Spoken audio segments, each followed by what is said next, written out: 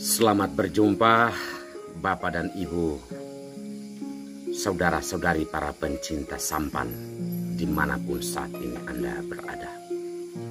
Harapan saya adalah semoga sampan mendapati Anda dalam keadaan sehat dan diberkati Tuhan. Saya, Pater Domi Kevi SVD, kembali menyapa Anda melalui renungan harian. Saudara-saudariku terkasih, seumur hidup saya baru satu kali mendapatkan undian door prize ketika perayaan 50 tahun Paroki Santa Maria Katedral Palangkaraya. Waktu itu saya masih ingat, saya mendapatkan sebuah mesin cuci. Betapa senangnya memang kalau kita mendapatkan undian dari door prize itu. Tetapi jika dihitung-hitung, seumur hidup saya baru satu kali. Dan beberapa peristiwa yang lain saya tidak mendapat. Saya akhirnya harus mengakui bahwa ternyata rezeki itu bukan undian. Rezeki itu adalah sebuah hasil pencapaian dari kerja keras dan juga ketabahan. Suatu perjuangan yang menguras energi, perasaan, keringat, dan air mata. Saudara-saudariku terkasih, memang hidup kita ini kan bukan diundi, tapi hidup kita direncanakan oleh Tuhan dan dipanggil. Karena kita dipanggil, maka hidup ini harus diperjuangkan, bukan duduk dan menunggu undian atau door prize. Saudara-saudariku terkasih, saya memberi judul pada renungan hari ini, emas diuji di dalam api. Kali ini saya angkat dari bacaan pertama dari kitab Putra Sirak yang memberikan pengharapan kepada kita untuk tetap tabah menjalani hidup. Karena ketika kita memutuskan untuk percaya kepada Tuhan, akan datang begitu banyak cobaan dan tantangan hidup. Dan kitab Putra Sirak mengatakan bahwa jika emas itu diuji di dalam api, maka orang beriman atau kita itu diuji dalam berbagai macam cobaan dan tantangan hidup. Terhadap cobaan dan tantangan ini, kita diteguhkan untuk tetap tabah dan jangan sampai berpaling dari Tuhan.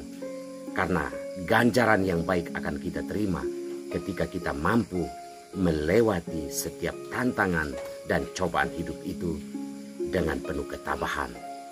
Sekalipun harus meneteskan air mata, mengucurkan keringat, dan berbagai macam perjuangan yang berat.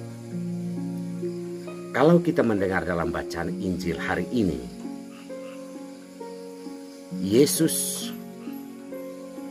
mengkritisi para murid yang sepanjang perjalanan berdiskusi tentang siapa yang lebih besar. Saya anggap diskusi ini seperti orang yang sedang datang, duduk, dan menantikan door prize. Siapa yang paling beruntung? Siapa yang akan menjadi pemimpin? Siapa yang akan menjadi yang terbesar dan terpopuler di antara mereka? Harapan-harapan seperti ini menurut saya adalah orang pemalas dan orang yang duduk menantikan door prize, menantikan hadiah tanpa perjuangan yang berat. Ia ingin menjadi pemimpin, tapi ia tidak tahu menjadi pemimpin untuk apa. Ia ingin menjadi terkenal, tetapi terkenal untuk apa ia tidak paham. Saudara-saudari terkasih, apakah kita termasuk orang yang menghabiskan waktu-waktu hidup kita untuk sebuah ambisi yang besar sebuah ambisi yang tidak ada dasar dan tidak realistis, yakni mau menjadi pemimpin, mau menjadi terkenal, mau mendapatkan segala macam keberuntungan tanpa suatu usaha, tanpa pengabdian dan tanpa pelayanan. Ini pertanyaan besar bagi kita sebagai orang beriman, para pengikut Kristus. Saudara-saudari terkasih, sabda Tuhan mau menegaskan bahwa hidup ini tidak gampang. Ketika Adam dan Hawa diusir dari Firdaus, kita sudah mendapatkan kutukan sebuah perjuangan, bahwa kita akan bersusah payah untuk mengelola alam ini demi kelangsungan hidup kita. Itu tentang soal fisik, tetapi soal batinia, soal moral dan soal kehidupan iman kita, kita dituntut untuk berjuang, bertahan dalam nilai-nilai hidup yang benar yang ditunjukkan Tuhan bagi kita semua. Ingat, emas diuji di dalam api.